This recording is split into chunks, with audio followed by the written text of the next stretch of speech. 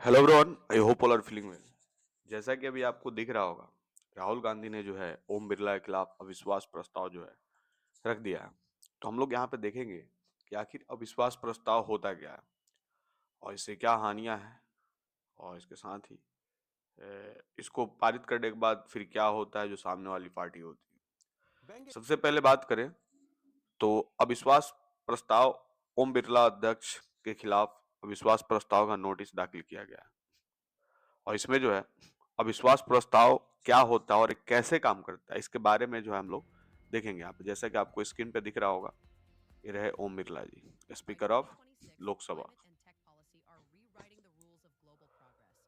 कांग्रेस के नेतृत्व वाले विपक्ष ने कार्य योजना और कार्यवाही नियमों के नियम 94C के तहत लोकसभा अध्यक्ष ओम बिरला के खिलाफ अविश्वास प्रस्ताव की अधिसूचना लोकसभा के महासचिव को सौंपी और इस अधिसूचना पर लगभग 118 सांसदों के हस्ताक्षर थे।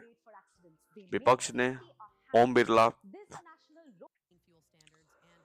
के पक्षपातपूर्ण आचरण का आरोप लगाते हुए उन्हें हटाने की मांग उठाई। विशेष रूप से विपक्ष के नेता को बार बार चुप कराने और जनरल नरवणे के स्मरण को संबंधित चर्चाओं को रोकने का हवाला देते हुए महिला सांसदों द्वारा संभावित अभूतपूर्व कृत्यों के अध्यक्ष के दावे किए जाते थे और तनाव और बढ़ गया, जिससे विपक्ष संस्थागत मर्यादा का उल्लंघन और बहस करने से उन्हें लोकतांत्रिक अधिकार से वंचित करना मानता है।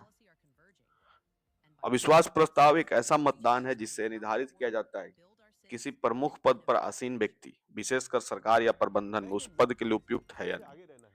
यह इस बात का मूल्यांकन है कि आखिर जो आसीन व्यक्ति है, क्या सत्ता में आसीन व्यक्ति अभी भी अपने वर्तमान पद को संभालने में सक्षम माना जाता है।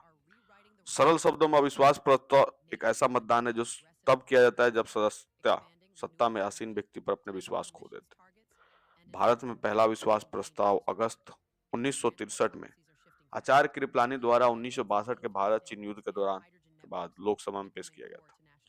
तब से अब तक 27 अविश्वास प्रस्ताव पेश किए जा चुके हैं। मणिपुर में इस विवाद को लेकर प्रधानमंत्री मोदी के खिलाफ विपक्ष द्वारा लगाया गया प्रस्ताव लोकसभा में 28वीं बार पेश किया जाएगा।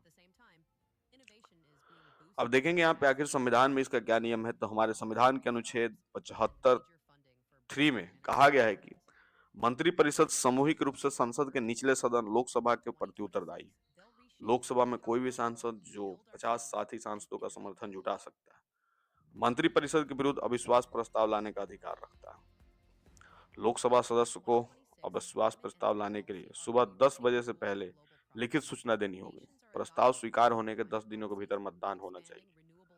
इसके बाद लोकसभा में बहस होती है, जिसमें सदस्य प्रस्ताव पर विचार विमर्श करते हैं और अंततः मतदान होता है। यदि अधिकांश सदस्य प्रस्ताव के पक्ष में मतदान करते हैं तो इसे पारित मान लिया जाता है। पारित होने पर सत्ताधिकारी सरकार को अपना पद छोड़ना पड़ता है।